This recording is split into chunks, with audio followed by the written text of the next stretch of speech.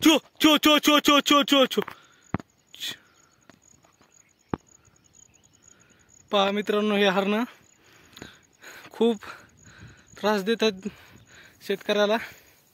आणि पहा कापूस झालेला आहे मस्त, आणि तूर पण झाली, पण जे हरण असतं ते मस्त कापसाचे आणि तुरीचे शेंडे खात आहे.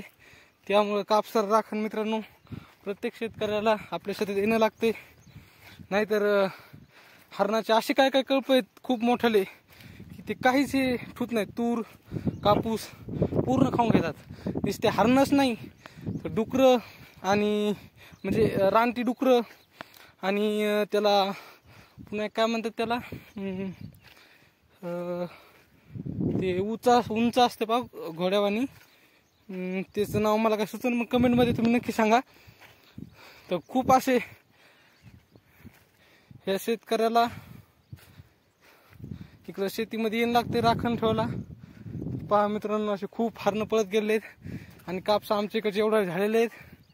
पहा हे असे कापस झालेले आहेत. तुमच्या इकडे कसे कापस आहे ते कमेंटमध्ये नक्की सांगा. आणि तुम्ही कोणत्या भागातून आहात, तुमच्या इकडे जास्त पिकायचं घेतात हे पण कमेंटमध्ये नक्की सांगा.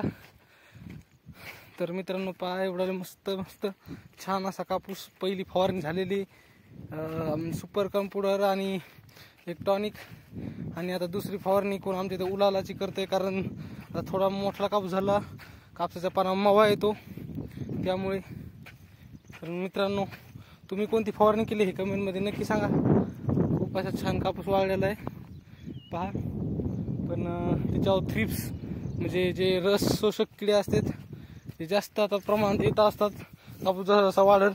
त्यामुळे ते कापसातल्या पानाचा रस शोषून कापसाचं पान खूप डॅमेज करतात कापसाच्या पानाला. आणि ते तसं झाल्यानंतर कापसाची वाढ कमी होते. त्यामुळे तुमच्या इकडे जास्त कोणत्या फवारण्या करतात हे कमेंटमध्ये नक्की सांगा. तर हरणं हे खूप त्रास देतात. असेच आमचे नवीन व्हिडिओ पाहण्यासाठी चॅनल सबस्क्राईब नक्की करा. धन्यवाद मित्रांनो. दुसऱ्या फवारणीला आपण व्हिडिओ घेऊया आणि टाकूया. तुमच्या इकडे कोणती फवारणी करतात हे त्यापर्यंत कमेंटमध्ये नक्की सांगा. तर धन्यवाद मित्रांनो. पाऊस पडलेत आमच्या इकडे जास्तच, पण विहिरीला अजून खास काही प्रमाणात पाणी आलेलं नाही. बघूत पहा मित्रांनो, अजून पाणी कोरडी ठणठण विहीर आहे. पाणी अजून आलंच नाही विहिरीला.